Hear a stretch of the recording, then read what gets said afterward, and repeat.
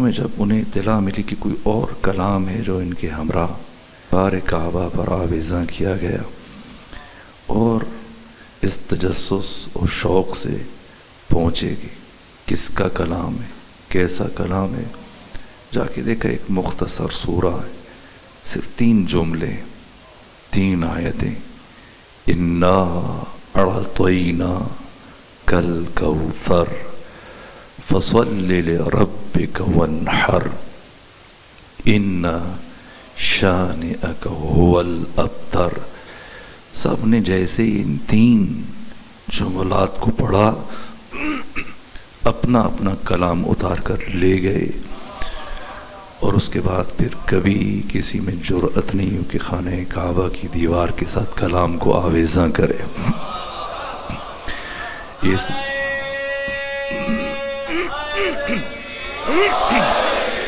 سورہ کا شان نزول کیا ہے؟ کب اللہ نے قرآن حکیم کا یہ بلیغ ترین سورہ اتارا؟ حق تعالیٰ نے ختمی مرتبات کو 3 فرزندان عطا کیے، ایک طیب ہے، ایک جناب طاہر جنہیں قاسم بھی کہا جاتا ہے، تیسرے فرزند جناب ابراہیم۔ جناب ابراہیم پیغمبر اسلام کی کنیز ماریہ قبطیہ کے بطن سے، یہ مدنی زندگی کے آخری سالوں میں آپ کی ولادت ہوئی، لیکن جناب ابراہیم کے جو سید الشہداء کے ہم سن تھے، چند دنوں کا فرق تھا، لیکن یہ مشیت پروردگار تھی کہ 18 مہینے کی عمر میں، 1.5 برس کی عمر میں ان کی وفات ہوئی۔ اس سے پہلے 2 فرزندان جناب طیب اور جناب طاہر، یہ مکی زندگی میں جناب خدیجہ بنت خویلد سلام اللہ علیہ کے بطن اطہر سے پروردگار نے پیغمبر کو یہ بیٹے دیے، لیکن یہ اللہ کی مشیت تھی کہ پہلے ایک بیٹا آپ کے یہاں پیدا ہوا، کچھ وقت گزرنے کے بعد اس کی وفات ہوئی، پھر اللہ نے دوسرا بیٹا دیا، چند مہینوں کے بعد دوسرے بیٹے کی بھی وفات ہوئی۔ جس دن پیغمبر اسلام کے دوسرے فرزند کی وفات ہوئی، آقا امام الانبیاء سید الرسل ختمی مرتبت کائنات کے حساس ترین انسان، کئی مہینے جو بچہ آپ کی گود میں مسلسل کھیلتا رہا، جس سے پیار کرتے رہے، پھر وہ دوسرا فرزند تو پیغمبر دکھ میں، سوگ میں رنجور ہیں، سوگوار ہیں، عزادار ہیں، اور اس سے بڑھ کر خود ماں ہونے کی حیثیت سے آپ کی زوجہ جناب خدیجہ سلام اللہ علیہ دکھی ہیں، غمگین ہیں، رنجور ہیں۔ اس سے پہلے پیغمبر اسلام کا یہ ہمیشہ کئی سالوں سے معمول رہا کہ آپ طلوع آفتاب کے ساتھ گھر سے باہر تشریف لے کے جاتے، مکہ میں، شہر مکہ میں، اطراف کی آبادیوں میں مختلف نکات کو، مقامات کو منتخب فرماتے، دین خدا کی تبلیغ کرتے، آیات قرآن کی تلاوت کرتے، لوگوں کو توحید، اپنی رسالت کی طرف دعوت دیتے۔ سال ہا سال پہ ہم مسلسل ختمی مرتبت کا یہ معمول رہا، لیکن جس دن پیغمبر اسلام کے دوسرے فرزند کی وفات ہوئی، خلاف معمول آج کے دن پیغمبر گھر سے باہر نہیں گئے، اور آپ کے فرزند کی وفات کی خبر پورے مکہ میں چند گھنٹوں میں پھیل گئی، اور شادیانے بجائے جا رہے ہیں، خوشی کا اظہار کیا جا رہا ہے، مشرکین کے گھروں سے قہقہوں کی آوازیں بلند ہو رہی ہیں۔ ان دشمنان رسالت مآب میں سے ایک بدترین دشمن، جس کا نام ہے عاص بن وائل، عمرو ابن عاص، جو حاکم شام کی فوج کا وزیر اعظم رہا اور اس کا مشیر رہا، اس کا باپ عاص بن وائل، جیسی اسے خبر ہوئی کہ پیغمبر اسلام کے دوسرے فرزند کی وفات ہوئی، یہ سارے کام چھوڑ کر بنو ہاشم کی گلی میں پہنچا، پیغمبر اسلام کے گھر کے باہر آ کر رک گیا، اس انتظار میں کہ جیسے ہی پیغمبر گھر سے باہر آئیں، یہ زبان کا زخم لگائے، پیغمبر کی دل آزاری کرے، آپ کو دکھی کرے، چوٹ لگائے۔ لیکن ختمی مرتبہ سارا دن گھر میں رکے رہے، خود بھی دکھی ہیں، اور بالخصوص جناب خدیجہ جو ماں ہے، ان کی دلجوئی کے لیے، اشک شوئی کے لیے، تسلی تشفی کے لیے، اطمینان خاطر کے لیے پیغمبر اسلام سارا دن گھر میں رکے، لیکن ہنگام غروب نماز مغرب سے کچھ پہلے ختمی مرتبہ کسی کام کی انجام دہی کے لیے گھر سے باہر تشریف لائے، اور جیسے ہی گھر سے باہر تشریف لائے آپ کے گھر کا در کھلا، آپ کے قدم گلی میں آئے، اس دشمن رسالت عاص بن وائل کی نگاہ جیسے ہی پیغمبر اسلام کے چہرے پر پڑی، یہ ہنستا ہوا، مسکراتا ہوا، قہقہ لگاتا ہوا آگے بڑھا اور اتنی جسارت شروع کی، خاکم بدہن کہنا شروع کیا کہ اے محمد تم ہمارے خداؤں کی مخالفت کرتے تھے، ہمارے بتوں کی مخالفت کرتے تھے، جس کا انجام اور نتیجہ تم نے دیکھا کہ تمہارے یہاں جو بھی بیٹا پیدا ہوتا ہے کچھ ہی دن کے بعد، کچھ مہینوں کے بعد اس کی موت ہو جاتی، اور اگر مستقبل میں بھی تمہارے یہاں کوئی بیٹا پیدا ہوا تو اسی طرح سے مر جائے گا، اور جب تم دنیا سے جاؤ گے بے نام و نشان جاؤ گے، بے اولاد جاؤ گے، مقطوع النسل جاؤ گے۔ جو لفظ استعمال کیا اس دشمن رسالت نے وہ ابتر، ابتر کا لفظ عربی ادب میں ایسے حیوان کے لیے استعمال کیا جاتا ہے جس کی دم کاٹ دی جائے۔ یہ بدترین گستاخی تھی، بدترین توہین تھی بارگاہ رسالت میں۔ پیغمبر گرامی اسلام نے آج تک دشمن کے بڑے سے بڑے وار کو ہمیشہ مسکرا کر برداشت کیا، کبھی جبین رسالت ماں پر شکن نہ آئی۔ آپ کو ساحر کہا گیا، جادوگر کہا گیا، دیوانہ کہا گیا، پتھر مارے گئے، طائف میں لہو لہان کیا گیا، خانہ کعبہ کے قریب مسجد الحرام میں ابو لہب، ابو جہل، ابو سفیان کے اکسانے پر عبداللہ بن زباری نے اونٹ کا گوبر آپ کے چہرے پر مل دیا ہے، اونٹ کی اوجری آپ کے سر کے اوپر ڈال دی، اس ترتیب سے خون آپ کے کپڑوں کے اوپر مل دیا نماز کی کیفیت میں۔ ان تمام گستاخیوں کو تحمل کیا، برداشت کیا، کبھی جبین رسالت ماں پر شکن نہ آئی۔ لیکن آج جب کہ پیغمبر پہلے سے دکھی ہیں، غمگین ہیں، سوگوار ہیں، عزادار ہیں، رنجور ہیں، اس دکھ اور سوگ کی کیفیت میں جب دشمن رسالت نے زبان کا زخم لگایا، قلب نازنین رسالت مآب پر چوٹ لگی، نم آنکھوں کے ساتھ آسمان کی طرف چہرہ بلند کیا، گویا اللہ کی بارگاہ میں اس دشمن رسالت کا شکوہ کر رہے ہوں۔ ابھی پیغمبر اسی کیفیت میں تھے کہ مختصر ترین فاصلہ زمانی طے ہونے کے ساتھ جبرائیل امین کا نزول ہوا، آ کر بارگاہ رسالت میں سلام عرض کیا اور اللہ کا یہ پیغام پہنچایا کہ خدا یہ فرما رہے میرے حبیب دکھی نہ ہو، رنجور نہ ہو، غمگین نہ ہو، سوگوار نہ ہو، عزادار نہ ہو۔ وَلَسَوْفَ يُؤْتِيكَ رَبُّكَ فَتَرْضَىٰ، ان قریب آپ کا رب آپ کو اس قدر عطا کرنے والا ہے کہ آپ خوش ہو جائیں گے، راضی ہو جائیں گے۔ ختمی مرتبت نے جیسی یہ نوید سنی، صبح و مساء، شام و سحر، لیل و نہار، شب و روز بے ہم مسلسل حالت انتظار میں گزر رہے ہیں، یہاں تک کہ جیسے جیسے انتظار بڑھتا چلا گیا، شدت انتظار کے کسی لمحے میں ختمی مرتبت نے بارگاہ احدیت میں استفسار کیا، خدا سبحان جس عطا کا مجھ محمد مصطفیٰ سے وعدہ کیا گیا تھا اس کا نزول کب ہوگا؟ تو خدا سبحان نے جواب دیا، میرے محبوب محمد مصطفیٰ، میری یہ عطا کبھی تجھ تک نہیں پہنچے گی، بلکہ اسے لینے کے لیے تجھے خود چل کر میرے پاس آنا پڑے گا۔ بالفاظ دیگر پروردگار یہ فرما رہا ہے کہ قرآن مجید کی آیتیں نہیں جو آپ کا تعاقب کریں کہ آپ سفر میں ہو تو سفر میں آ جائیں، حضر میں ہو تو حضر میں نازل ہو جائیں، دیس میں ہو تو دیس میں نازل ہو جائیں، پردیس میں ہو تو پردیس میں آ جائیں، نہ، میری اس عطا کا حامل بننے کے لیے خود آپ کو چل کر آنا پڑے گا۔ آخر راز معراج کیا ہے، فلسفہ معراج کیا ہے، حکمت معراج کیا ہے؟ کیوں خدا سبحان نے اپنے محبوب محمد مصطفیٰ کو اس کائنات میں بھیجنے کے بعد دوبارہ اس انتہائی بلندی پر بلایا جس کے بعد پھر کوئی بلندی لائق تصور نہیں، کون بتائے؟ اگر ملا سے پوچھیں تو وہ ایسی داستانیں بیان کرتا ہے جن کا نہ قرآن سے تعلق ہے نہ حدیث سے تعلق ہے۔ پھر کوئی شاعر بتائے، ادیب بتائے جو یہ کہتے ہیں کہ ایک شب عرش پہ محبوب کو بلوا ہی لیا۔ یہ غم ہجر خدا سے بھی اٹھایا نہ گیا، نہ اللہ کے یہاں ہجر و فراق کا تصور نہیں ہے۔ خدا سبحان ہے، احساسات، جذبات، عواطف سے ماورا، بالاتر، خالق عقل ہے۔ خدا نہ دکھی ہوتا ہے، نہ غمگین ہوتا ہے، نہ پریشان ہوتا ہے، نہ اداس ہوتا ہے، نہ اس کے یہاں نزدیکی کا تصور ہے، نہ اس کے یہاں دوری کا تصور ہے۔ وہ دور ہوتے ہوئے نزدیک ہے، نزدیک ہوتے ہوئے دور ہے، اور وہ سے ماورا۔ پھر کیوں بلایا اس انتہائی بلندی پر امام الانبیاء سید الرسل ختمی مرتبت کو؟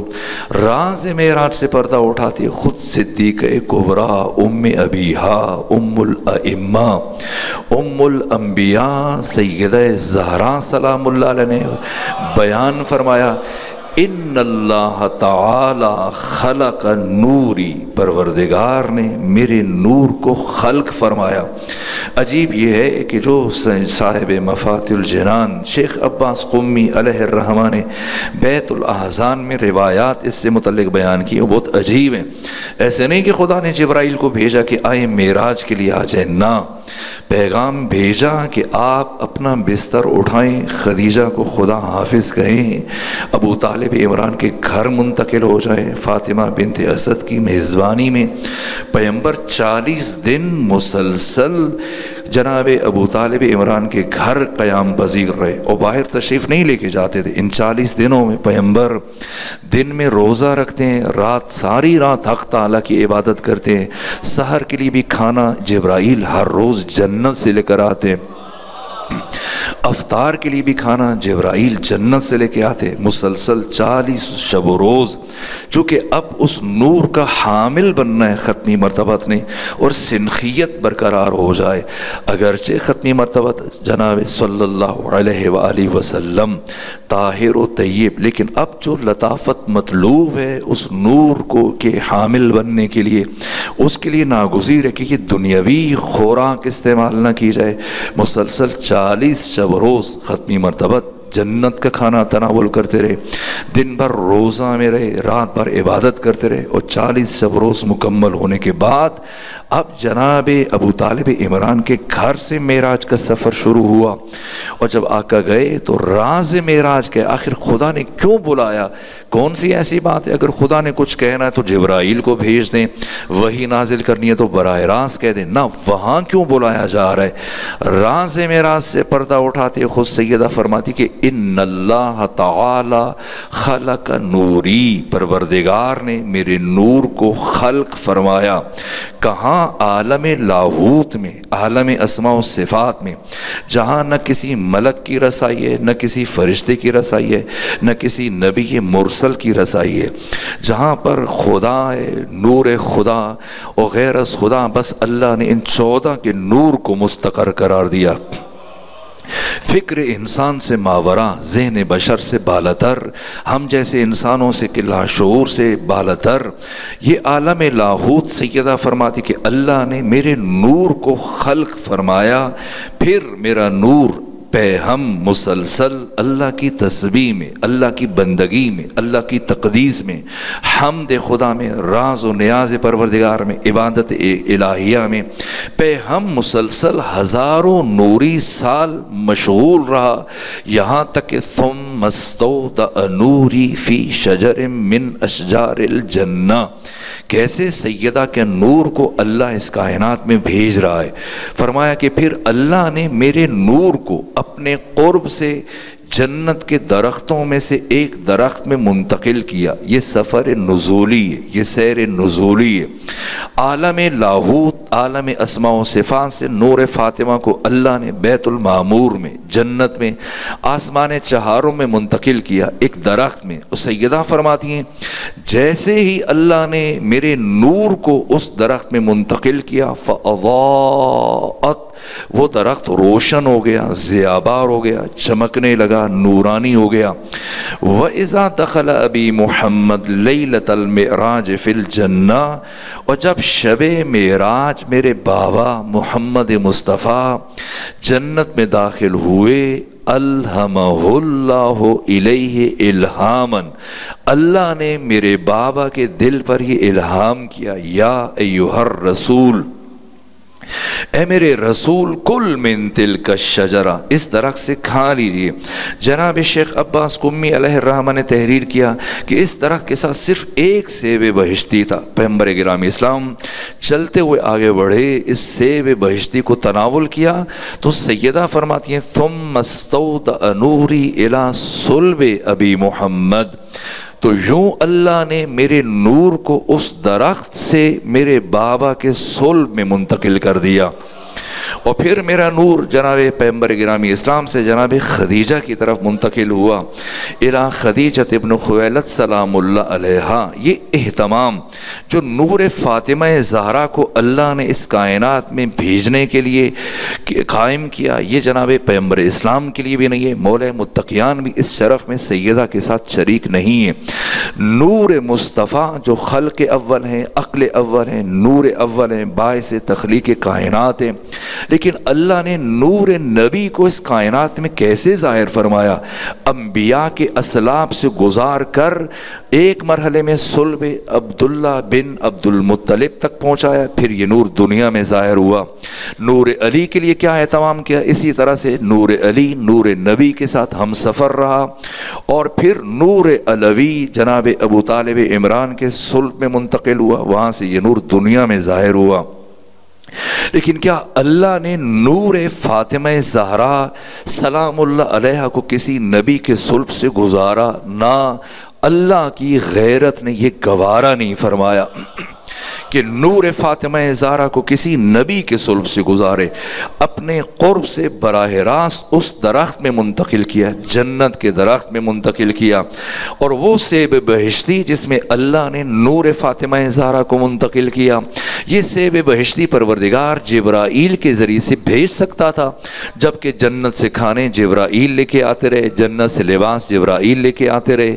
جنگ احد میں علی کی تلوار ٹوٹی، ذوالفقار کون لے کے آئے؟ جبرائیل لے کے آئے۔ قرآن مجید کی آیتیں جبرائیل لے کے آئے۔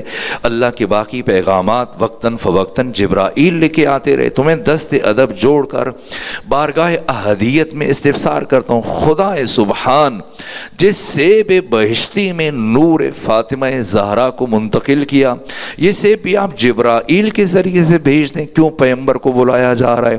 تو اللہ کی غیرت نے یہ گوارا نہیں فرمایا کہ جس سیب بہشتی میں نور فاطمہ زہرا کو منتقل کیا، فرشتوں کے سردار جبرائیل جیسے معصوم فرشتے کا ہاتھ لگ جائے، نہ، پیغمبر کو بلایا، خود پیغمبر کو بلائیں۔ اور سیدہ فرماتی ہیں فَأَكَلَ أَبِي، میرے بابا نے وہ سیب تناول کیا، یوں ثُمَّ اسْتَوْدَعَ نُورِي إِلَىٰ صُلْبِ أَبِي محمد، تو اس اہتمام سے اللہ نے میرے نور کو اس درخت سے میرے بابا کے صلب میں منتقل کیا، وہاں سے إِلَىٰ خدیجہ ابن خویلد سلام اللہ علیہ فوضعتنی، میں دنیا میں آ گئی، لیکن میں کون ہوں؟ انا من ذالک النور، میں وہی نور ہوں، اعلم بما کان وما یکون وما هو کائن الی یوم القیامہ، جو سب جانتا ہے، جو ہوتا رہا ہے، جو ہو رہا ہے، جو قیامت تک واقع ہوگا۔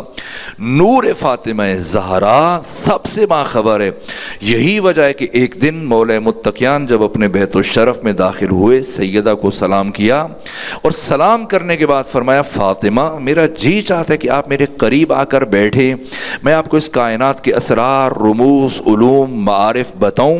یہ سن کر سیدہ اپنے مقام سے اٹھیں، چلتی ہوئی آگے بڑھیں، مولا متقیان کے قریب آ کر بیٹھیں، کہا علی آپ میرے شوہر ہیں، امام ہیں، ولی خدا ہیں، مفترض الطاعہ ہیں، آپ کی اطاعت کو اللہ نے میرے اوپر واجب قرار دیا، آپ جو فرمائیں گے فاطمہ زہرا سننے کے لیے تیار ہے، لیکن علی اگر آپ مجھے اجازت دیں تو جو آپ فاطمہ کو سنانا چاہتے ہیں فاطمہ آپ کو سنا دیتی۔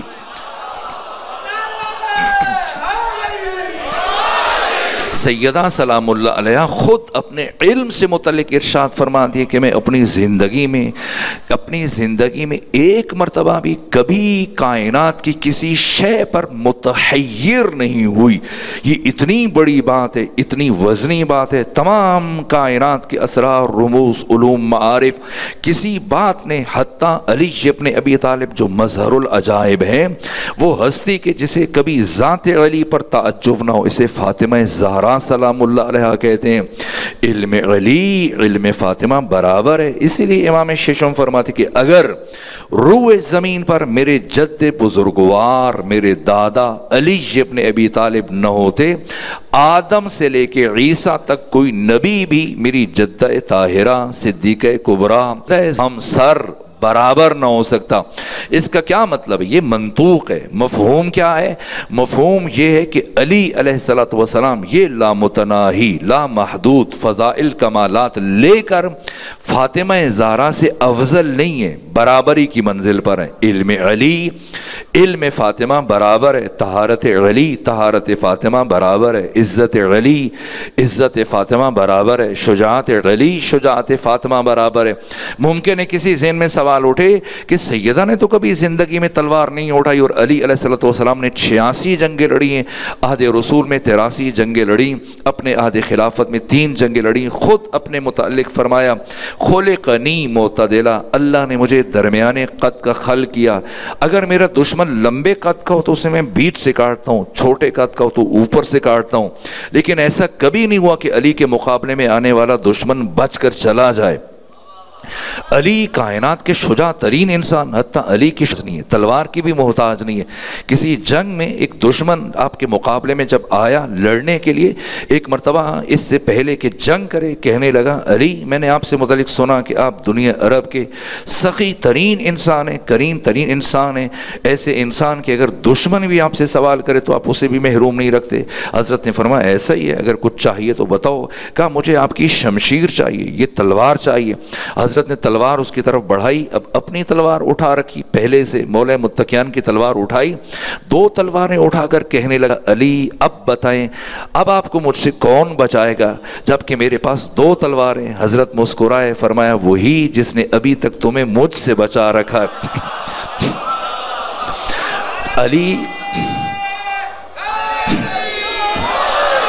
علی کائنات کے شجاع ترین انسان ہیں، زندگی میں جو مقابلے میں آیا بچ کے نہیں گیا.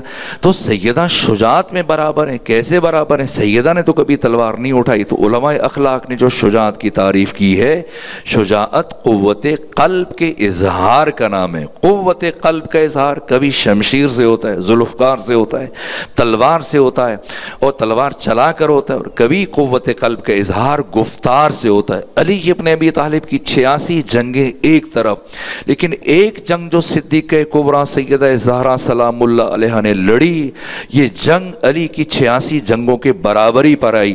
اس طرح سے کہ خود علی کی 86 جنگوں کی محنت کو بھی بچا گئی.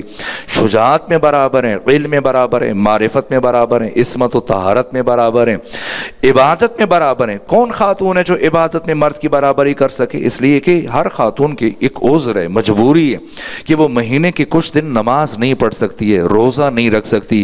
پھر ایک علی جیسی ہستی کہ جو ہر رات 1000 رکعت نماز ادا کرتے ہوں، کیسے ممکن ہے کہ کوئی خاتون علی جیسے امام کے ساتھ عبادت میں برابری کر سکے؟ اب پتہ چلا کہ کیوں اللہ نے سیدہ کو بطول بنا کر اس کائنات میں بھیجا، تاکہ عبادت میں بھی علی کے برابر ہو جائیں. اور اس شرف کو، اس وصف کو خود خاصہ کے علاوہ عامہ نے اپنی احادیث میں بیان کیا. یہاں تک کہ کسی نے ام المومنین عائشہ سے استفسار کیا، یا ام المومنین سفینی بنت محمد، اے ام المومنین عائشہ آپ ہمیں بنت مصطفیٰ سے متعلق کچھ بتائیں. آگے سے ام المومنین نے یہ نہیں پوچھا پلٹ کر کہ کس کا پوچھ رہے ہو، یہ جو آج تعداد بنائی جاتی ہے 3 ہیں 4 ہیں، اگر انہیں پتا ہوتا ہوں واقعاً 4 بیٹیاں ہوتی تو وہ پلٹ کے پوچھتی کہ کس کا پوچھ رہے ہو. اس لیے جیسے ہی سوال کیا گیا یا ام المومنین صفینی بنت محمد، ام المومنین عائشہ بنت مصطفیٰ سے متعلق بتائیں، کیا خوبصورت جواب دیا، ما اقول فی حقہا، میں اس بی بی سے متعلق کیا کہہ سکتی ہوں، صلت الظہر، جس بی بی نے ظہر کی نماز پڑھی، ثم ولدت الحسن، پھر حسن مجتبی کی ولادت ہوئی، ثم صلت العصر، کچھ لمحوں کے بعد یہی بی بی کھڑے ہو کر عصر کی نماز ادا کر رہی۔ یہ عزت فاطمہ ہے، یہ طہارت فاطمہ ہے، یہ عصمت فاطمہ ہے۔ کائنات کا کوئی انسان اس شرف میں برابری نہیں کر سکتا، کسی کا کوئی تقابل نہیں ہے۔ جناب مرحوم اقبال نے کہا کہ مریم از یک نسبت عیسیٰ عزیز، اس سے نسبت حضرت زہرا عزیز، کہا کہ جناب عیسیٰ کو یہ شرف حاصل ہے کہ جناب مریم کو یہ شرف حاصل ہے کہ وہ جناب عیسیٰ کی ماں ہونے کی حیثیت سے، نبی اور معصوم کی ماں ہونے کی حیثیت سے ان کو یہ شرف حاصل ہے، یہ ایک نسبت۔ اور جناب سیدہ کو 3 نسبتیں ہیں، پیغمبر اسلام کی بیٹی ہیں، حسنین کی ماں ہیں، علی کی زوجہ ہیں، 3 شرف۔ نہ ایسی بات نہیں ہے، نہ پیغمبر کی بیٹی ہونا سیدہ کے لیے شرف ہے، نہ علی کی زوجہ ہونا سیدہ کے لیے شرف ہے، نہ 11 ائمہ کی ماں ہونا سیدہ کے لیے شرف ہے۔ بیٹی ہونا جو شرف سمجھتے ہیں، اس لیے بیٹیوں کی تعداد میں اضافہ کرنا شروع کر دیتے ہیں، 4 بنا لیتے ہیں، آپ 40 بنا لیجئے، 400 بنا لیجئے۔ پیغمبر کی بیٹی ہونا اور بات ہے، فاطمہ زہرا جیسی بیٹی ہونا اور بات ہے۔ اگر آپ کہیے کہ آپ مادر امامت ہیں، 11 ائمہ کی ماں ہیں، تو یہ شرف سیدہ کے ساتھ خاص نہیں ہے۔ اگر سیدہ زہرا سلام اللہ علیہا 11 ائمہ کی ماں ہیں، تو جناب فاطمہ بنت اسد 12 ائمہ کی ماں ہیں، ام الائمہ ہیں۔ اسی طرح سے آپ جو زوجہ ولایت ہیں، مولا متقیان کی زوجہ، آپ کی باقی ازواج بھی ہیں۔ نہ فاطمہ زہرا کا شرف اور سیدہ کی فضیلت جو اقبال کہہ رہے ہیں، یہ بات نہیں ہے، نہ پیغمبر کی بیٹی ہونے میں ہے، نہ حسنین کی ماں ہونے میں ہے، نہ ائمہ کی ماں ہونے میں ہے، نہ مولا متقیان کی زوجہ ہونے میں ہے۔ سیدہ کا شرف خود فاطمہ ہونے میں ہے۔ فاطمہ کی پہچان یہ کہ فاطمہ فاطمہ ہے، الفاطمہ ومل فاطمہ وما ادراک مل فاطمہ، فاطمہ کیا ہے، کون سمجھے کہ فاطمہ کیا ہے۔ بشر قیامت تک ادراک نہیں کر سکتے کہ فاطمہ زہرا کون ہے۔ اس لیے سیدہ کی توصیف اور تعریف کو اللہ نے کسی بشر کے سپرد نہیں کیا کہ وہ آئے بات کرے۔ اقبال غیر معمولی شخصیت ہیں، لیکن سیدہ سے متعلق جو جملے کہے، جو باتیں کہیں، جو گفتگو کہی، یہاں پر باتیں بہت سارے جو بھی بات کی، مجھے جب بھی پڑھتا ہوں تو کہیں نہ کہیں وہ بات مجھے ادھوری نظر آتی ہے، نہ تمام نظر آتی ہے۔ جیسے کہا کہ دم زندگی رم زندگی، غم زندگی سم زندگی، غم رم نہ کر سم غم نہ کھا، کہ یہی ہے شان قلندری کہ تیری خاک میں ہے اگر شرر تو خیال فقر و غنا نہ کر، کہ جہاں میں نان شعیر پر ہے مدار قوت حیدری۔ یہ جو کہا کہ دم زندگی رم زندگی ٹھیک ہے، پھر کہا کہ غم زندگی سم زندگی یہ بھی ٹھیک ہے، پھر کہا غم رم نہ کر یہ بھی ٹھیک ہے، سم غم نہ کھا یہ بھی ٹھیک ہے، پھر یہ جو اقبال نے کہا کہ تیری خاک میں ہے اگر شرر تو خیال فقر و غنا نہ کر، ٹھیک ہے کہ جہاں میں نان شعیر پر یہ مدار قوت حیدری، کہ علی کی طاقت کا مدار، علی کی قوت کا مدار جو کی روٹی پہ۔ اقبال جو کی روٹی پر نہیں ہے، یہ دیکھو کہ اس روٹی کو بنانے والا کون ہے۔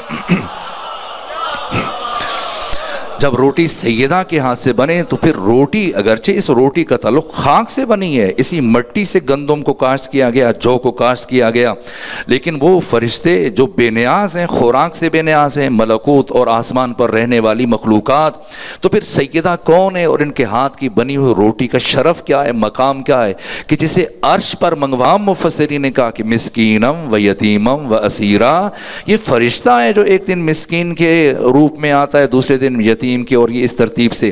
سیدہ کا شرف کوئی انسان اگر کوئی بیان کرے ممکن نہیں، اس لیے پروردگار نے کسی انسان کے سپرد نہیں کیا، بلکہ ادھر سیدہ کے نور کو کائنات میں پیکر بشری میں اتارا۔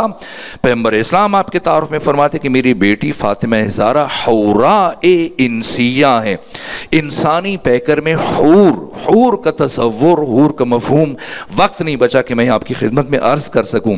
یعنی تمام خوبیوں کو، تمام فضیلتوں کو، تمام کمالات کو اگر مجسم کیا جائے تو میری بیٹی فاطمہ زہرا کا وجود، آپ کی ہستی معرض وجود میں ہے. یہ سیدہ ہیں کہ اللہ نے ادھر آپ کے نور کو پیکر بشری میں انسانوں کے درمیان اتارا، ساتھ بی بی کی تعارف کا قصیدہ خود خدا نے بھیجا.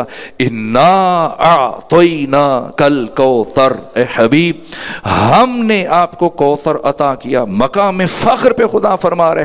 اصولاً یہ کہنا چاہیے تھا انی اعطیتک الکوثر، میں نے آپ کو کوثر عطا کیا، لیکن نہ فرمایا انا اعطینا کل کوثر، ہم نے آپ کو کوثر عطا کیا.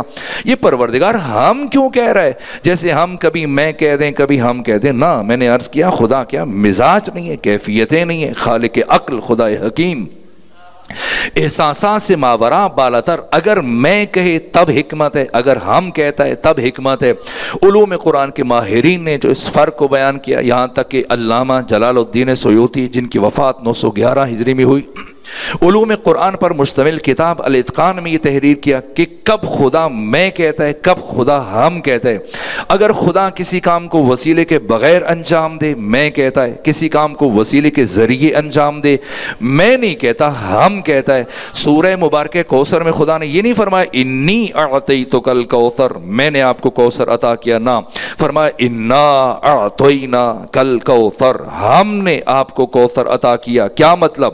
یعنی عزتوں کے اس قرآن کو، طہارتوں کے اس قرآن کو، عصمتوں کے اس قرآن کو رحل نبوت اور رحل رسالت پر اتارنے کے لیے میں نے کسی ذات کو وسیلہ منتخب کیا.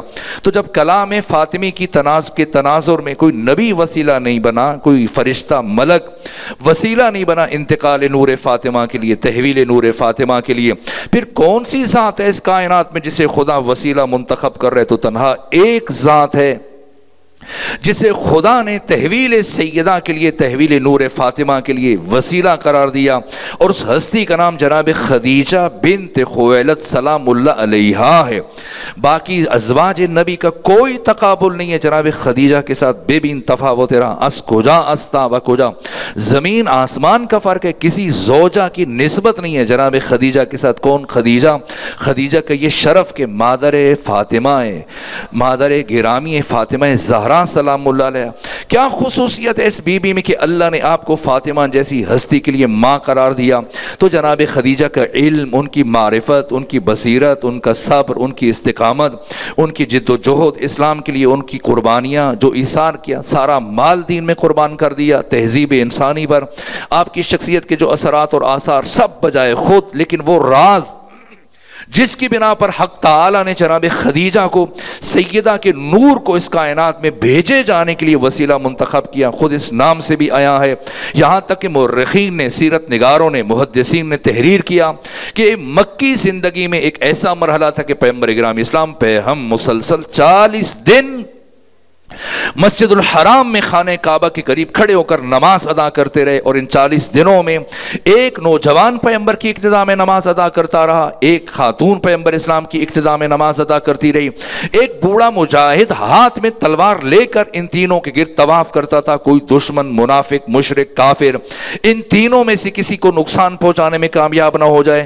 تو لکھا، مورخین نے لکھا، محدثین نے لکھا، سیرت نگاروں نے لکھا، تاریخ نویسوں نے لکھا، پیغمبر گرامی اسلام کی ابتدا میں 40 دن مسلسل نماز پڑھنے والا وہ نوجوان، اس کا نام علی ابن ابی طالب تھا. جس خاتون نے مسلسل 40 دن پیغمبر گرامی اسلام کی ابتدا میں نماز ادا کی، اس خاتون کا نام جناب خدیجہ بنت خویلد سلام اللہ علیہا. اور وہ بوڑھا مجاہد جو مسلسل 40 دن ان تینوں کا دفاع کرتا رہا، ان کا طواف کرتا رہا، اس بوڑھے مجاہد کا نام ابو طالب عمران. یہ سب نے لکھا، تحریر کیا، لیکن اس کے اندر موجود اگر باریک نقطے کی طرف متوجہ ہوتے تو شاید اس روایت کو کتمان کر جاتے، چھپا دیتے، تحریر نہ کرتے. اس لیے کہ پیغمبر مسلسل 40 دن نماز پڑھیں، کوئی جائے تعجب نہیں ہے، پڑھ سکتے ہیں. علی مسلسل 40 دن نماز پڑھیں، کوئی جائے تعجب نہیں ہے. ایک مرد ہر روز نماز پڑھ سکتا ہے، لیکن ایک خاتون مسلسل کیسے 40 دن نماز پڑھ سکتی ہے؟ اب پتا چلا کہ اللہ نے صرف سیدہ زہرا کو بطول نہیں بنایا، اللہ نے فاطمہ کی ماں کو بھی اس کائنات میں بطول بنا کر بھیجا.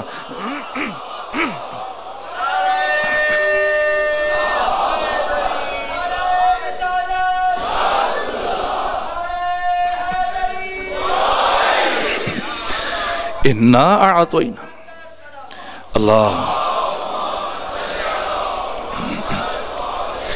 इन्ना अअतैना कल कौसर, ए हबीब हमने आपको कौसर अता किया। क्या शरफ हो, क्या इम्तियाज़ है कि खुद इंसान हैरान हो जाता है।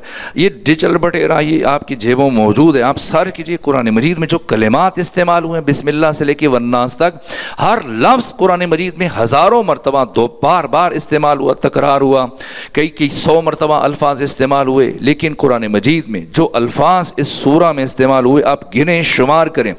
इस सूरा में इतने लफ्ज इस्तेमाल किए परवरदिगार ने, ले रब्बिका के अलावा कोई लफ्ज परवरदिगार ने कुरान मजीद में दोबारा इस्तेमाल नहीं किया। आतोइना का लफ्ज पूरे कुरान मजीद में सिर्फ इस सूरा में इस्तेमाल किया। कौसर का लफ्ज अल्लाह ने पलट कर दोबारा कुरान में जिक्र नहीं किया। इसके बाद फसल्ले का लफ्ज पूरे कुरान में सिर्फ इस सूरा में, वनहर का लफ्ज सिर्फ इस सूरा में, शाने का लफ्ज सिर्फ इस सूरा में, अबतर का लफ्ज सिर्फ इस सूरा में। क्यों? इसलिए कि अल्लाह ने जिन लफ्जों को सैयदा ज़हरा सलामुल्लाह अलैहा के तारुफ में कसीदा, अल्लाह की गैरत ने गवारा नहीं फरमाया कि इन लफ्जों में से किसी लफ्ज को फातिमा के गैर के लिए इस्तेमाल करूं। ये इज्जत फातिमा है, ये शरफ फातिमा है, ये मकाम फातिमा है। यहाँ तक कि इमाम अहले सुन्नत जारुल्लाह ज़मख़शरी साहिब तफसीर कश्शाफ, जिनकी वफ़ात 538 हिजरी में हुई, ये अज़ीमुश्शान मुफस्सिर कुरान, इन्होंने सूरह मुबारक दहर के ज़िम्न में अजीब बात की जो किसी शिया मुफस्सिर ने नहीं लिखी है। ये जनाब जारुल्लाह ज़मख़शरी साहिब तफसीर कश्शाफ तहरीर करते हैं कि अल्लाह ने सूरह मुबारक दहर में, सूरह इंसान में, सूरह अल अता में जन्नत की सारी नेमतें जो बिस्मिल्लाह से लेके वन्नास तक परागंदा तौर पर, मुंतशिर तौर पर, मुख्तलिफ आयतों में, मुख्तलिफ सूरतों में एक एक, दो दो, चार चार करके बयान की थी। अल्लाह ने इन सारी नेमतों को सूरह मुबारक दहर में एक साथ बयान किया, इकट्ठे बयान किया। वो मुंतशिर नेमतें, सूरह रहमान में बहुत सारी नेमतों का जिक्र है लेकिन सारी नेमतों का जिक्र नहीं है। बाकी सूरतों में भी अल्लाह ने जो जन्नत की नेमतें जिक्र की हैं, कहीं 2, कहीं 4, कहीं 10, कहीं 20, लेकिन अल्लाह ने सारी जन्नत की नेमतों को एक साथ जिस सूरा में जिक्र फरमाया, ये सूरह मुबारक दहर, सूरह इंसान, सूरह अल अता। ये लिखने के बाद जनाब जारुल्लाह ज़मख़शरी ने अजीब जुमला लिखा, कहा लेकिन मैंने जब दिक्कत की, गौर किया तो मैंने देखा कि अल्लाह ने सूरह दहर में जहां जन्नत की सारी नेमतों को जिक्र किया, एक नेमत का जिक्र नहीं किया। वो कौन सी नेमत है? वो नेमत है हूर जन्नत। अल्लाह ने सूरह दहर में हूर जन्नत के अलावा बाकी तमाम नेमतों का जिक्र फरमाया। कि क्यों, क्या राज है? जब सारी नेमतों को इकट्ठे यकजा किया एक सूरा में, तो एक नेमत को क्यों छोड़ दिया परवरदिगार ने? फरमाया इज्जत फातिमा में, अदब फातिमा में। अल्लाह की गैरत ने गवारा नहीं किया कि जिस सूरा को सैयदा की शान में कसीदा बनाकर उतारा, यहां पर किसी और हूर का जिक्र किया जाए। ये अदब फातिमा है, ये मकाम फातिमा है, ये शरफ फातिमा है। इन्ना आतोइना कल कौसर, लफ्ज़ आतोइना ये अजीब लफ्ज़ है। आप देखिए कुरान मजीद में ये लफ्ज़ दोबारा इस्तेमाल नहीं हुआ है। ये फ़र्क आम तौर पे, जो कि आज शब मीलाद है इसलिए मैं रुक कर ये सारी बातें आपकी खिदमत में अर्ज़ करूँ। हम 2 लफ्ज़ इस्तेमाल करते हैं, एक है ईता, एक है अता। इन 2 लफ्ज़ों में जो मुफ़रदात राग़ में, बाकी जो लुग़त की किताबें, डिक्शनरियाँ, इनमें जो फ़र्क बयान किया गया, ईता का मतलब है इवज़, सिला, बदला, जजा, हक। अता का मतलब है किसी को उसके हक से ज्यादा देना। ये जो शुअरा शेर कहते हैं इस तरह के कि ए जबीन मुस्तफ़ा इतना बता, या ए जबीन मुस्तफ़ा ये तो बता, सजदों का सिला है फातिमा, नरती, कायनात दी, जन्नत दी, शिफात दी, सब कुछ दिया, अता नहीं का है। सब कुछ देने के बाद हमेशा ईता का है। यहां तक कि कुरान इतनी इज्जतों का हामिल, ये कुरान कि कुरान मजीद की ये ताकत खुद कुरान बयान करता है। सुयरत बिहिल जिबाल, इतनी ताकत है कुरान में कि पहाड़ अपनी जगह से चलाए जा सकते हैं। कुत्तियत बिहिल अर्ज़, जमीन को फाड़ा जा सकता है। कुल्लिमा बिहिल मौता, मुर्दों को जिंदा किया जा सकता है। लौ अनज़लना हाज़ल कुरान अला जबलिन लरअयतहु खाशियम मुतसद्दिअम मिन खशियतिल्लाह, अगर हम इस कुरान को पहाड़ों पर नाजिल करते तो ये नुज़ूल कुरान को तहम्मुल न कर सकते और रेजा रेजा, टुकड़े टुकड़े, पाश पाश होने पर मजबूर हो जाते। और इसके मुतल्लिक फरमाया कि वनुनज़्ज़िलु मिनल कुरान मा हुवा शिफ़ाउन व रहमतुल लिल मोमिनीन, ये सरासर शिफा है, रहमत है, बुरहान है, मजीद है, हमीद है, करीम है। कुरान मजीद की लातादाद औसाफ जो रिवायात में बयान हुए, खुद कुरान मजीद में बयान हुए। यहाँ तक फरमाया ला यमस्सुहु इल्लल मुतहहरून, इस कुरान को पाक लोगों के अलावा कोई छू ही नहीं सकता। ये मजीद है, ये कुरान शरीफ है। इतनी عزتوں کا حامل قرآن، جب یہی قرآن پیغمبر کو دیا تو کیا فرمایا؟ خود قرآن میں فرمایا وَلَقَدْ آتَيْنَاكَ سَبْعًا مِّنَ الْمَثَانِي والقرآن العظیم، اے میرے محبوب محمد مصطفیٰ، ہم نے یہ قرآن آپ کو عطا کیا، نہ عطا نہیں کیا، ایتا کیا، دیا ہے۔ اتنی عزتوں کا حامل قرآن جب پیغمبر کو دیا تو لفظ عطا استعمال نہیں کیا، ایتا کا ہے، یعنی عوض ہے، صلہ ہے، بدلہ ہے، جزائے حق ہے۔ لیکن جب فاطمہ دینے کی باری آئی، کوثر دینے کی باری آئی، فرمائی یہ ایتا نہیں ہے، صلہ نہیں ہے، بدلہ نہیں ہے، جزا نہیں ہے، حق نہیں ہے، یہ میری عطا ہے۔ یہی فرق ہے کہ قرآن مجید کی 6236 آیتیں 23 سالوں میں قلب مصطفیٰ پر نازل ہوئی۔ ایسا نہیں ہے پیغمبر گرامی اسلام اگر سفر میں، اور سفر میں تو سفر میں قرآن نازل ہو رہا ہے، حضر میں تو حضر میں نازل ہو رہا ہے۔ اگر پیغمبر بیٹھے ہیں، بیٹھے بیٹھے قرآن مجید کی آیات کو وصول کیا، اگر پیغمبر لیٹے ہیں، قرآن مجید کی کوئی ایک آیت تلاش کر کے بتائیں، سورہ فاتحہ ہو جائے، سورہ یاسین ہو جائے، سورہ رحمان ہو جائے، کوئی سورہ ہو جائے، جتنے اس کے شرف ہیں، جتنے فضائل ہیں قرآن مجید کی اس سورہ کے، اب بتائیں کہ اس سورہ کے نزول پر کبھی پیغمبر گرامی اسلام نے اٹھ کر استقبال کیا ہو کہ وہی آ رہی ہے اور اس طرح سے قرآن مجید کی آیات کو، سورت کو ختمی مرتبہ وصول کریں؟ ایک مرتبہ 23 سالوں میں 6236 آیتوں کے نزول کے موقع پر پیغمبر نے کسی آیت کا استقبال اٹھ کر نہیں کیا، لیکن 18 سالوں میں تمام بڑی بڑی حدیث کی کتاب موجود ہیں، یہاں تک کہ مستدرک علی صحیحین میں امام حاکم نشاپوری جیسی برجستہ ترین شخصیت جن کی وفات 405 ہجری میں ہوئی، یہ حدیث تحریر کی کل لما کا لفظ استعمال کیا کہ 18 سالوں میں جب بھی فاطمہ زہرا چلتے ہوئے پیغمبر کی طرف آتی اور دور سے پیغمبر کی نگاہ پڑتی، ایسے نہیں کہ پیغمبر بیٹھے رہتے کہ فاطمہ پاس آئیں گی تب اٹھوں گا، نہ، جیسے ہی سیدہ پر نگاہ پڑتی تھی پیغمبر گرامی اسلام اٹھ کے کھڑے ہو جاتے تھے، اور کھڑے ہو کر انتظار نہیں کرتے تھے کہ فاطمہ آئیں گی، نہ، فقام الیہا، پیغمبر چل کر آگے جاتے تھے، خود استقبال کرتے تھے، اور پیغمبر گرامی اسلام سیدہ کا ہاتھ اپنے ہاتھ میں لے کر استشمام کرتے، اور پہلی مرتبہ جب استشمام کیا، سیدہ کے ہاتھ کو سونگا تو بی بی نے استفسار کیا، بابا کیا وجہ ہے آپ میرا ہاتھ استشمام کیوں کر رہے ہیں؟ تو وہ فرمایا کہ میں اسی سیب بہشتی کی خوشبو محسوس کر رہا ہوں۔ پھر ہاتھ کا بوسہ لیتے اور پھر چھٹا کام سیدہ کو ساتھ لے کے آتے، فَأَجْلَسَهَا فِي مَجْلِسِهِ، آ کر پیغمبر گرامی اسلام سیدہ زہرا کو اپنی مسند پر بٹھا دیتے، اور سید العلماء علامہ نقن فرماتے ہیں کہ جب تک سیدہ بیٹھی رہتی پیغمبر گرامی اسلام کھڑے رہتے۔ یہ ادب فاطمہ ہے، یہ شرف فاطمہ ہے، یہ عزت فاطمہ ہے کہ قرآن کے نزول پر پیغمبر کھڑے نہ ہوں، سیدہ کے آنے پر ایک مرتبہ ایسے نہیں ہو کہ پیغمبر بیٹھے رہے اور سیدہ آئے، نہ، ہمیشہ چل کے استقبال کیا۔ کیوں؟ اس لیے کہ جس فاطمہ کے نور کا حامل بننے کے لیے پیغمبر نے عالم ناسوت سے عالم لاہوت تک یہ طولانی ترین سفر طے کیا، اب پیغمبر پر واجب ہے کہ آگے بڑھ کر اس ہدیہ عطا پروردگار کا استقبال کریں۔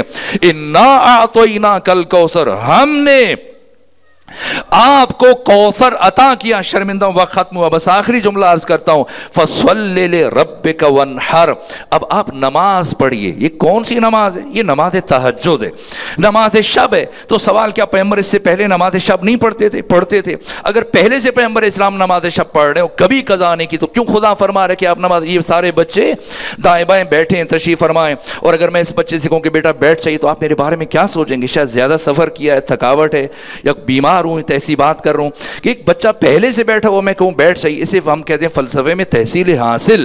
ایک کام جو وقوع پذیر ہے، پہلے سے ہو رہا ہے، آپ اس کی انجام دہی کے لیے خواہش کریں، تو بچہ پہلے سے بیٹھا میں کہوں بیٹھ جائیے۔ پیغمبر اسلام پہلے سے نماز تہجد پڑھ رہے ہو، کبھی نماز شب کو ترک نہیں کیا، پھر کیوں خدا فرما رہے فصلی، نماز پڑھیے؟ اس کی تفسیر میں آیت اللہ وحید خراسانی نے بیان فرمایا، باقی مفسرین نے لکھا، خمینی بت شکن نے فرمایا کہ اس سے پہلے پیغمبر گرامی اسلام نماز تہجد پڑھتے تھے اور عطا کوثر کے بعد بھی پڑھتے تھے، لیکن فرق کیا ہے؟ پیغمبر اسلام سیدہ کے اس کائنات میں آنے سے پہلے نماز تہجد کو مستحب کی نیت سے ادا کرتے تھے، اور سیدہ کے آنے کے بعد نماز شب کو واجب کی نیت سے ادا کرتے تھے۔ تو سمجھنا ہے کہ فاطمہ کون ہے؟ فاطمہ وہ کہ جو امام الانبیاء سید الرسول ختمی مرتبت کی نماز تہجد اور نماز شب کی نیت کو تبدیل کر دے سے فاطمہ زہرا کہتے ہیں۔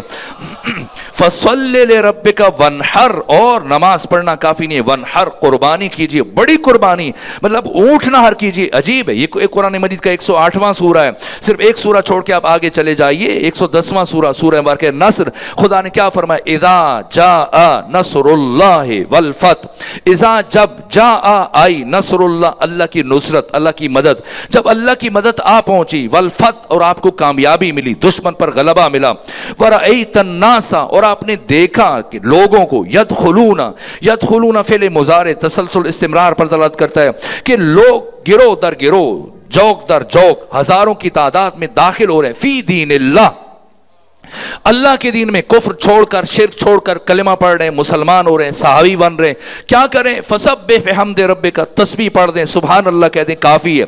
खुद सोचिएगा, मकाम फिक्र है कि हजारों लाखों लोग कलिमा पढ़ें, कुफ्र छोड़ दें, शिर्क छोड़ दें, मुसलमान हो जाएं, पैगंबर को इतना गलबा हासिल हो, कामयाबी हासिल हो, फतह कामरानी हासिल हो, तो इसकी पादाश में खुदा फरमाए बस सुभान अल्लाह कह दें, काफी है। तो फिर ये फातिमा कौन है कि जिनके आने पर सुभान अल्लाह कहना काफी नहीं, तस्बीह कहना काफी नहीं। नमाज पढ़िए और सारी जिंदगी पढ़ते रहिए और ऊंट नहर कीजिए। क्यों? इसलिए कि हजारों लाखों लोगों का कुफ्र छोड़कर, शिर्क छोड़कर कलिमा पढ़ लेना, मुसलमान हो जाना, सहाबी बन जाना अगरचे बड़ी बात है, लेकिन कयामत तक अगर कोई मुसलमान इस्लाम पर बाकी है तो सिर्फ फातिमा ज़हरा की वजह से।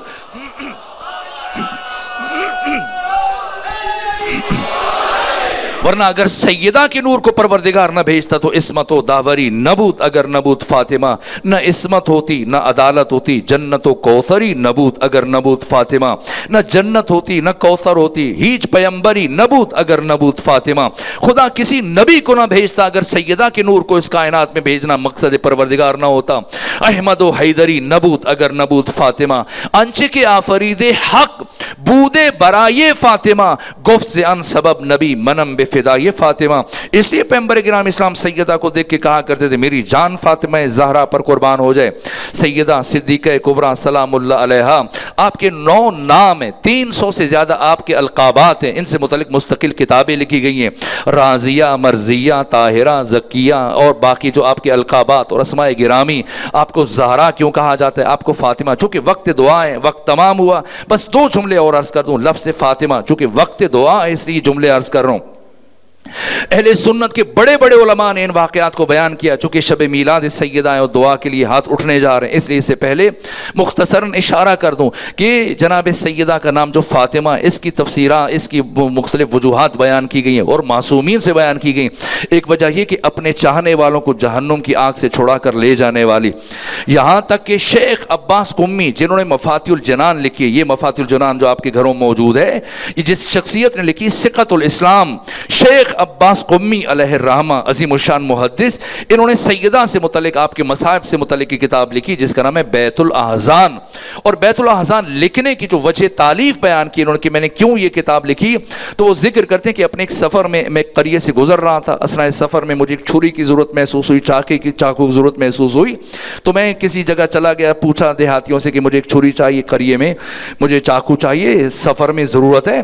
तो उन्होंने कहा कि यहाँ करीब में एक लोहार है जो औजार बनाता है, अब चले चले। और कहा जब मैं वहां पे गया, ये शेख अब्बास कुम्मी बयान फरमा रहे, अपनी किताब में तहरीर कर रहे हैं, जब पहुंचा तो कहा मैंने अजीब मंजर देखा कि वो शख्स, वो लोहार, जैसी भट्टी में वो लोहा गर्म होता है, सुर्ख हो जाता है, आग बन जाता है, तो बजाय किसी औजार से उसे पकड़ने के खुद हाथ डालता है और दहकती हुई आग में, अंगारों के अंदर उस सुर्ख लोहे को हाथ से पकड़ के उसे कूटना शुरू कर देता है। तो जनाब शेख कहते हैं कि मैंने पूछा कि ये सलाहियत तुम्हें कैसे हासिल हुई कि आग मुमकिन नहीं है कि ये इंसान को इस तरह से वो बच ना सके, कैसे है कि तुम हाथ डालते हो और महफूज रहते हो। तो उसने मुझे टाल दिया और मैंने बहुत कोशिश की, लेकिन बिलाखिर कहा कि जब तक तुम मुझे नहीं बताओगे मैं आगे सफ़र नहीं करूंगा, मैं यहीं रुकूंगा। क्योंकि मेरा तजस्सुस बढ़ता चला गया। उसने एक वादे के साथ मुझे बताया, कहा कि एक शर्त पे मैं आपको बताऊंगा ये राज कि जब तक मैं जिंदा हूं आप इस राज को आश्कार नहीं करेंगे। जनाब शेख अब्बास से कुम्मी फरमाते कि मैंने वादा किया कि मैं कभी इस राज को जब तक आप जिंदा हैं आश्कार नहीं करूंगा। यहाँ तक कि फिर उसने बयान किया, मैं इख्तिसार के साथ बयान करूँ, कहा कि एक दिन इसी तरह मैं अपने इस कारखाने में काम कर रहा था तो दिन के वक्त एक खातून आई, उसने मुझसे मदद तलब की कि मेरे शौहर का इंतकाल हो गया, छोटे छोटे बच्चे हैं, کئی دنوں سے فاقے میں کہاں کہیں سے بھی مجھے کچھ مدد نہیں مل رہی، قرض نہیں مل رہا، تو آپ میری مدد کرو۔ کہا جب میں نے اس خاتون کو دیکھا، اس کی قامت پہ نگاہ پڑی تو میرے دل میں گناہ کی خواہش پیدا ہوئی، تو میں نے مدد کو گناہ کے ساتھ مشروط قرار دے دیا۔ اس خاتون نے، وہ لوہار بیان کر رہے، اس خاتون نے مجھے جواباً یہ کہا کہ اگر تم مجھے جانتے تو شاید مجھ سے ایسی خواہش نہ کرتے۔ میں نے پوچھا بتاؤ آپ کون ہو؟ کہ میرا تعلق اولاد فاطمہ زہرا سلام اللہ علیہ سے ہے، میں سید زادی ہوں۔ یہ سننا تھا کہ جب بی بی کا نام سنا تو شرم و حیا غالب آئی ہو، مجھے بہت شرمندگی اور لجاجت محسوس ہوئی۔ میں نے اس خاتون سے عذر طلب کیا، معافی مانگی، اور میرے پاس جو رقم تھی میں نے دی، اور میں نے کہا کہ اپنی جدہ طاہرہ سیدہ کی بارگاہ میں قیامت کے دن میری شکایت نہ کرنا۔ اور میں شرمندگی سے اٹھا، میں نے کوشش کی کام کر سکوں، لیکن جب کام میں دل نہیں لگا تو میں بوجھل کیفیت کے ساتھ گھر چلا گیا۔ اور جب گھر گیا تو میں بستر پر لیٹا اور میری آنکھ لگ گئی، اور جب آنکھ لگی تو میں نے عالم خواب میں صدیقہ کبریٰ سیدہ زہرا سلام اللہ علیہ کو خواب میں دیکھا۔ انہوں نے مجھ سے فرمایا کہ آج تم نے میرے نام کا حیا کیا، میرے نام کا ادب کیا اور اس خاتون سے درگزر کیا اور اس کی مدد اور کمک کی، تو میں فاطمہ زہرا تجھ سے وعدہ کرتی ہوں کہ میں دنیا اور آخرت کی آگ کو تم سے ہمیشہ کے لیے حرام قرار دیتی ہوں۔ یہ صدیقہ کبریٰ، ہمارے پاس کوئی امید نہیں ہے، کوئی عمل اس قابل نہیں کہ ہم مطمئن ہو جائیں کہ ہاں قیامت کے دن جبکہ انبیاء علیہم السلام گھٹنوں کے بل چل رہے ہوں گے، اگر امید شفاعت ہے تو صرف اور صرف فاطمہ زہرا سلام اللہ علیہ کی ذات۔ اہل سنت محدثین نے یہ روایات بیان کی ہیں، خود جناب علی متقی ہندی صاحب کنز العمال نے بیان کیا کہ روز قیامت کے دن جناب سیدہ میدان معاشر میں آئیں گی، وہ ادب، وہ جو پروردگار سیدہ کی نسبت جس کا اظہار کیا جائے گا، وہ ساری چیزیں بجائے خود، لیکن بس آخری جملہ کہ جب سیدہ جنت کے دروازے پر پہنچیں گی، خود سب سے پہلے قیامت کے دن خدا جس ہستی سے فرمائے گا کہ آپ جنت میں جائیں، یہ صدیقہ کبریٰ سیدہ زہرا سلام اللہ علیہ ہوں گی۔ اور لیکن جب بی بی جنت کی، محدثین نے لکھا کہ جب آیت اللہ قزوینی نے اپنی کتاب فاطمہ الزہرا من المہد الی اللحد، باقی محدثین نے، مورخین سیرت نگاروں نے تحریر کیا کہ سیدہ جنت کے دروازے پر رک جائیں گی، خدا استفسار کرے گا میرے حبیب کی بیٹی آپ دروازے پر کیوں رک گئیں؟ جنت آپ کی منتظر ہے، جنت آپ کی مشتاق ہے، آپ جنت میں تشریف لے جائیے۔ تو سیدہ جواباً کہیں گی پروردگار دنیا میں میری قدر کو نظر انداز کیا گیا، میرے مقام کو نظر انداز کیا گیا، میں چاہتی ہوں آج تمام اہل معاشر جمع ہیں، اکٹھے ہیں، میں چاہتی ہوں کہ ان پر میرے مقام جو تیری نگاہ میں اسے آشکار فرما۔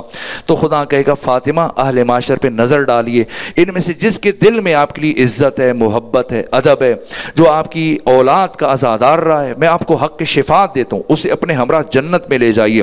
آیت اللہ قزوینی فاطمہ الزہرا من المہد الی اللحد میں تحریر کرتے ہیں کہ سیدہ اس طرح سے اہل معاشر میں سے اپنے محبوں کو اس طرح سے منتخب کریں گی جیسے ایک پرندہ ناقص دانوں کے درمیان سے سالم دانے چن لیتا ہے۔ اس کے باوجود سیدہ در جنت پہ کھڑی ہوں گی اور خدا پوچھے گا میرے حبیب کی بیٹی اب آپ جنت میں کیوں تشریف نہیں لے جا رہی ہیں؟ تو سیدہ کہیں گی پروردگار میں ان لمحات کو فراموش نہیں کر سکتی کہ جب میں کھڑی تھی اور باقی سب بیٹھے تھے اور میری قدر کو نظر انداز کیا گیا۔ میں چاہتی ہوں کہ آج کما حق ہو میرا مقام ان سب پر عیاں ہو جائے، ان افراد پر میرا مقام آشکار ہو جائے۔ تو خدا فرمائے گا کہ اے فاطمہ اہل معاشر کے دلوں میں جھانکیے، اگر ان میں سے کسی نے آپ کے محب کو، آپ کے شیعہ کو، آپ کے چاہنے والے کو، آپ کی اولاد میں سے کسی فرد کو اگر نیا لباس لے کے دیا یا اس کو کھانا کھلایا یا اسے پانی پلایا یا اس کی غیبت کو رد کیا کہ اسے برا نہ کو، یہ فاطمہ زہرا کا محب ہے، میں آپ کو حق شفاعت دیتا ہوں، اسے اپنے ہمراہ جنت میں لے جائیے۔ ہمارے پاس شفاعت فاطمہ کے علاوہ ان سے بڑھ کر کچھ نہیں ہے۔ پروردگار قیامت میں دنیا و آخرت میں ہم سب کو شفاعت سیدہ نصیب فرمائے۔ جو مومن جو مومنہ آئے آج کی اس نورانی بزم میں شریک ہوئے، پروردگار سب کی توفیقات خیر میں اضافہ فرما۔ جو مومن اپنے دل میں کوئی بھی حاجت رکھتا ہے ہر مومن کی ہر حاجت کو پورا فرما، ہر مومن کی دعا کو مستجاب فرما۔ پروردگار تمام حاضرین کو طول عمر صحت اور سلامتی کے ساتھ گزارنے کی توفیق عطا فرما۔ سیدہ کے صدقے میں ہر ایک کے رزق و جان و مال و اولاد میں وسعت و برکت عطا فرما۔ پروردگار سیدہ کے صدقے میں امام زمانہ کے سپاہیوں کی حفاظت فرما، ہمیں بھی آقا کا سپاہی بننے کی توفیق عطا فرما۔ دنیا کے مظلوم، مجبور، مقہور، مستضعف، کمزور، لاچار افراد کی مدد فرما۔ پروردگار فلسطین کے مسلمانوں کی مدد فرما، پاکستان میں، دنیا میں مومنین کو باہم وحدت اتحاد عطا فرما۔ آج شب میلاد سیدہ کے وسیلے سے دعا کرتے ہیں، اور جتنے بھی مومنین مومنات جو اس دنیا سے رخصت ہوئے ہمارے درمیان موجود نہیں ہیں، اپنے تمام مرحومین شہداء اسلام، ایسے مرحومین کہ جن کے لیے کوئی فاتحہ پڑھنے والا نہیں، بالخصوص سیدہ محمودہ بیگم، ان کے لیے سیدہ نور جہان بیگم، ان کے لیے سید فیض العسکری زیدی اور سید انیس حیدر، ان سب کے لیے ایک مرتبہ سورہ فاتحہ اور سورہ مبارکہ اخلاص کی تلاوت کر لیجئے۔ بسم اللہ الرحمن